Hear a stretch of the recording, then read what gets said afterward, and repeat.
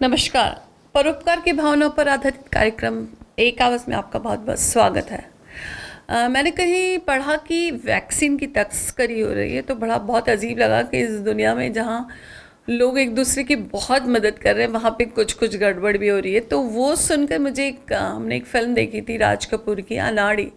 उसमें वही रहता है कि एक बार एक कोई नकली दवाई बनाता है और उसका काम चल रहा होता है, और उसी वक्त में एक बूढ़ी औरत होती है जो नायक होता है, हीरो होता है, वो किराए पे रहता है और उसका काम ही नहीं चल रहा होता है। तो वो पेंटिंग बना के बेचता है, उससे उसका घर खर्च चलता है। पेंटिंग बिक नहीं रही होती, तो मकान मालकिन इतनी दयालु होती है कि उस पेंटिंग को कि मेरे किसी परिचित को लेनी है ऐसे करके उसको महंगे दामों में ख़रीद लेती है, उसे पैसे देती है और फिर वो खुश हो जाता है, वो उसको किराया देता है, घर खर्च चलने लगता है।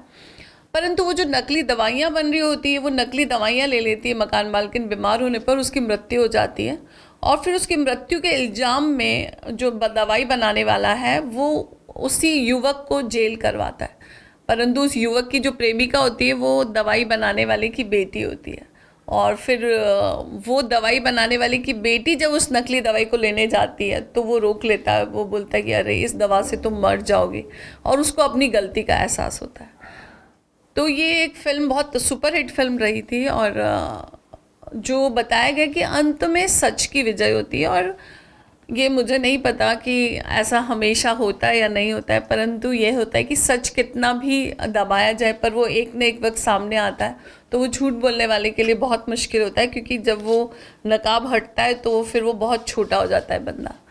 तो ऐसे ही वैक्सीनेशन के ऊपर वैसे बहुत अच्छा काम हो रहा है हमारे देश में, और अभी जो हमारी ये जो दूसरी लहर आई है, पूरा दुनिया हमें मदद कर रही है और सभी की तरफ से प्रपोज़ल आ रहे हैं कि हम आपको मदद करेंगे, जो मदद चाहिए। तो बड़ा अच्छा लग रहा है कि हमारी दुनिया के सभी देशों के साथ हमारे संबंध अभी व्यवस्थित चल रहे हैं।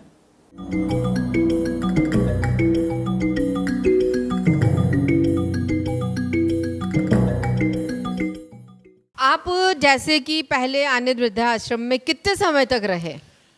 मुझे 11 महीने करीब हो गए हैं। 6-7 महीना वलीचा में रहा हूँ, अभी 1 महीना इधर रहा हूँ। और कोरोना की वजह से गांव चला गया तो गाड़ी घोड़े नहीं आए, तो 3-3.5 महीना गांव रहा हूँ। पिकनिक की याद आ रही है आपके? कोई वृंदावन गोकुल मथुरा ले जाए तो बहुत अच्छा है, ये दिल कर तो रहा पर है। वृंदावन गोकुल मथुरा यूपी में तो बहुत सारा कोरोना फैल रहा है। याद तो आती, ये थोड़ा कम होगा, हो जाएगा, ये कोरोना भी जाएगा यहाँ से।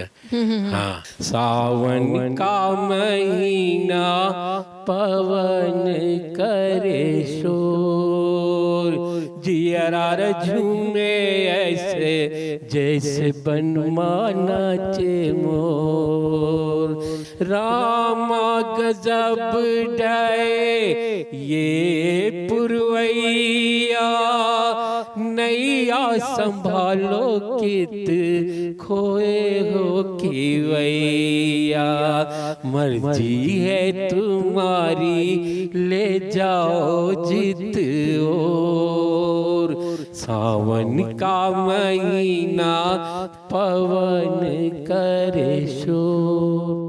हमें आपको ये बताते हुए बहुत खुशी हो रही है कि श्रीमती कृष्णा शर्मा आनंद वृद्धाश्रम, जो कि सेक्टर 14 उदयपुर में हमने 2018 में आप सबके सहयोग से तारा संस्था ने बनाया था, उस वृद्धाश्रम के 4 प्लॉट छोड़ करके यूआईटी का ऑक्शन हुआ था। उसमें हमने 7,000 स्क्वायर फीट की एक और ज़मीन ली थी लोन पर, कि जिस तरीके से हम देख रहे हैं कि लोग लगातार आ रहे हैं, जब तक पॉसिबल होगा हम किसी को मना नहीं करें। ऐसा हमने एक कसम ली है कि कोई बुज़ुर्ग आए उसे ये नहीं कहना पड़े कि अभी जगह नहीं है और आपको वेटिंग में रहना पड़ेगा, आप बाद में आइए, या ये सब चीज़ें। तो इसलिए हमने ज़मीन ली थी कि हम ये बढ़ने लगेगा तो हम बनाएंगे। इस आनंद वृद्धाश्रम में हम आप सबका भी सहयोग चाह रहे हैं। हम आप सबका भी सहयोग इस तरह से चाह रहे हैं कि 1 लाख रुपया अगर आप देते हैं तो आप भवन निर्माण सहयोगी ददीची के नाम से पुकारे जाएंगे। हम आपको सर्टिफिकेट देंगे। और अगर आप 51,000 रुपये देते हैं तो भवन निर्माण सहयोगी कर्ण के नाम से पुकारे जाएंगे। और अगर आप 21,000 रुपये देते हैं तो भवन निर्माण सहयोगी भामाशाह के नाम से पुकारे जाएंगे। और साथ ही जैसा पहले वृद्धाश्रम में था कि पट्टिका पे आपका नाम स्वर्ण अक्षर में अंकित किया जाएगा। और आप लोगों ने श्रीमती कृष्णा शर्मा आनंद वृद्धाश्रम देखा है तो हमने हर फ्लोर पे सभी का, जिन्होंने भी 21,000, 51,000 और 1,00,000 रुपया दिया है, हमने सबका नाम, जिन्होंने भूमि के लिए दिया है, जिन्होंने भवन निर्माण के सहयोग के लिए दिया है, उन सबका नाम अंकित किया। तो प्लीज़ ये वृद्धाश्रम एक बहुत अच्छा ज़रिया है अपनी ज़िंदगी की शाम को, अपने बड़ों की ज़िंदगी की शाम को अच्छे से बिताने का।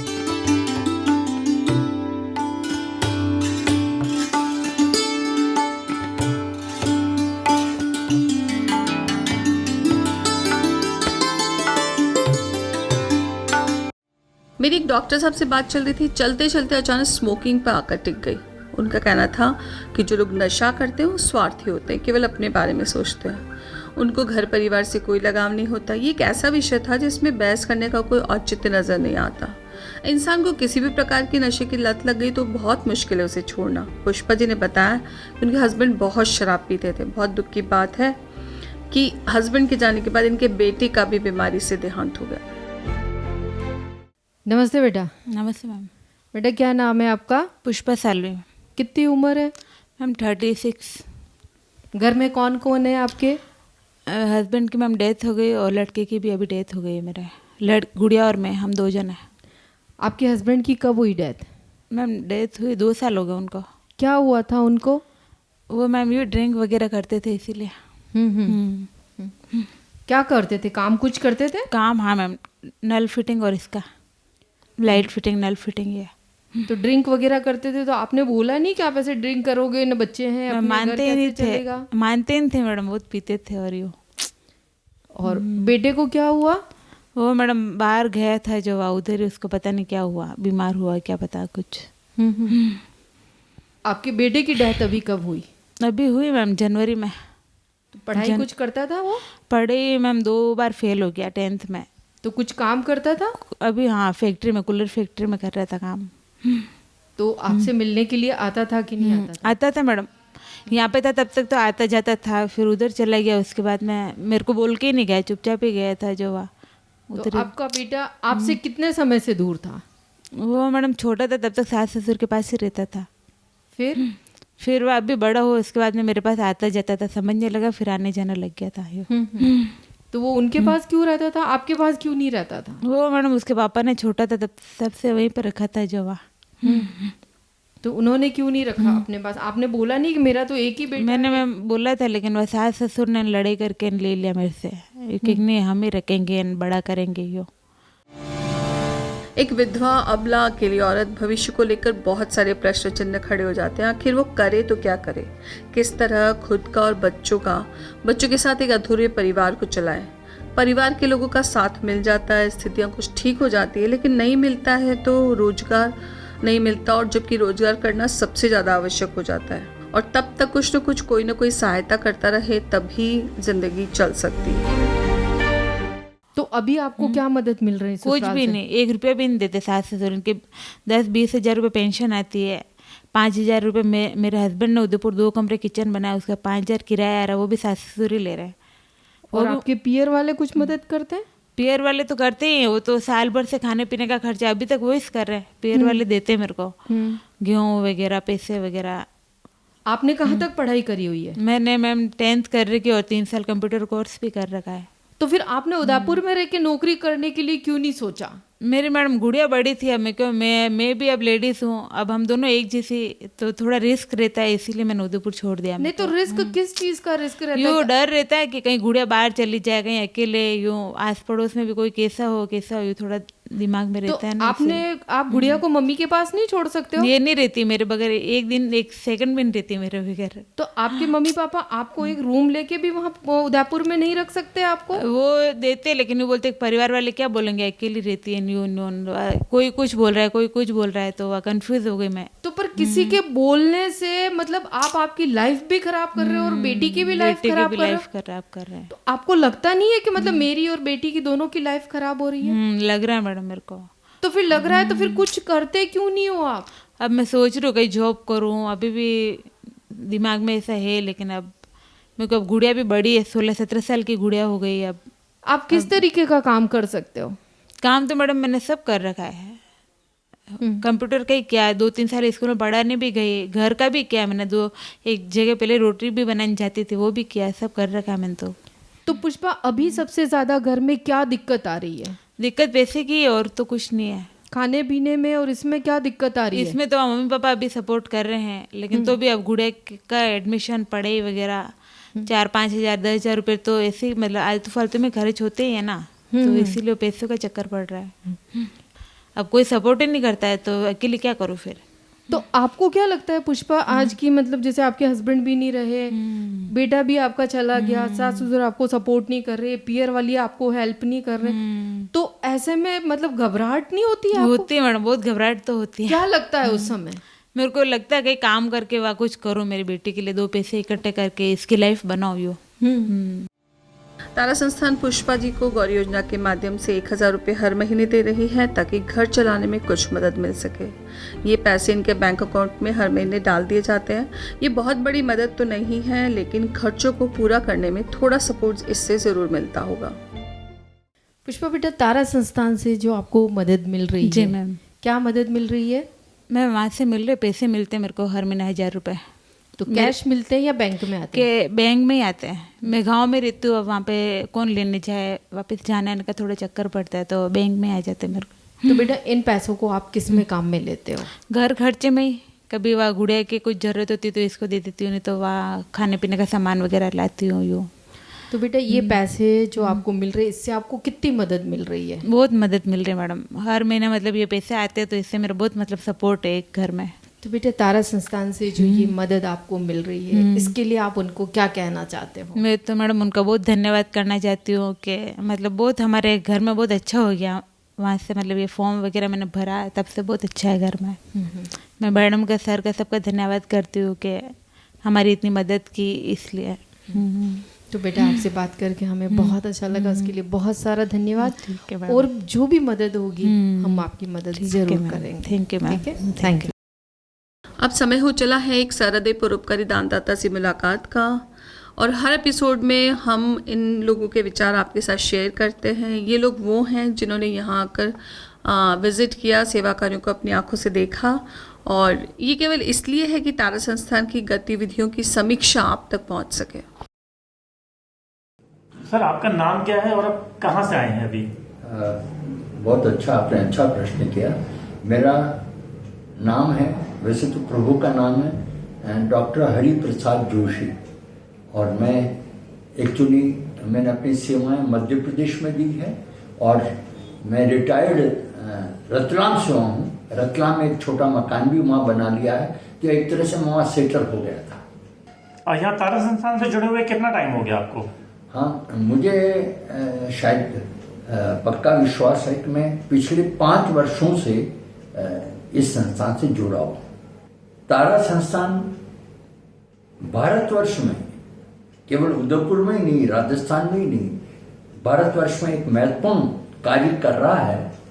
और ये इसलिए महत्वपूर्ण कार्य मैं बता रहा हूँ कि विविध प्रकार की एक्टिविटीज यहाँ पर हो रही है गरीब परिवारों के बारे में।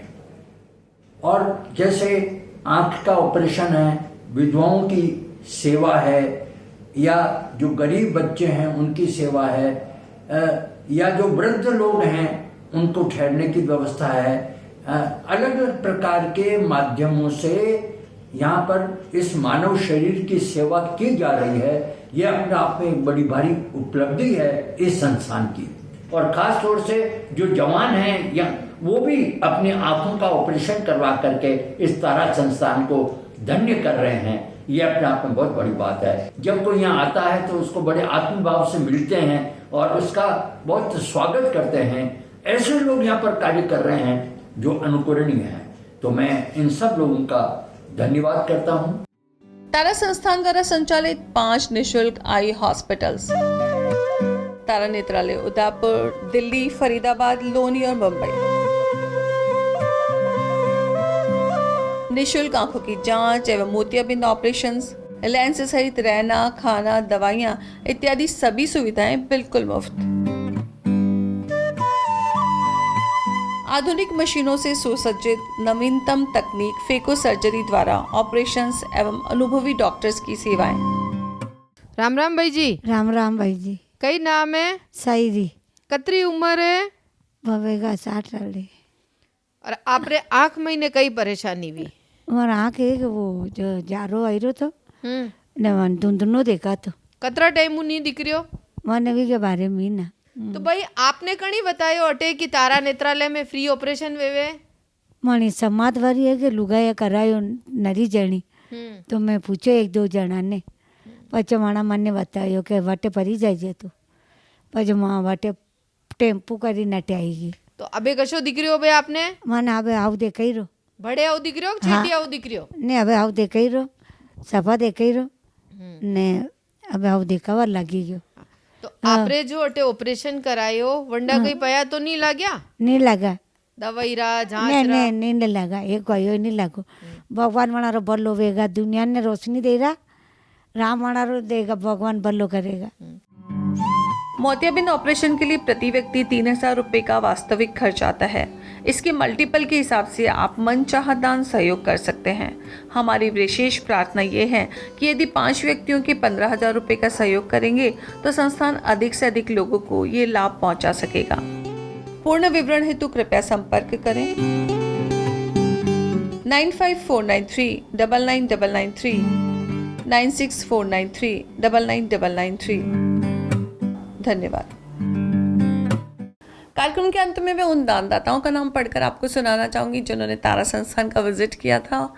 बहुत सारे दानदाता हैं जिन्होंने तारा संस्थान का विजिट किया है और हम अलग अलग एपिसोड्स में उनका नाम पढ़कर सुनाने की पूरी कोशिश करेंगे, परंतु माफ़ी चाहेंगे अगर किसी का नाम रह जाए तो उसके लिए। और जो दानदाता आए हैं उनका नाम इस प्रकार है।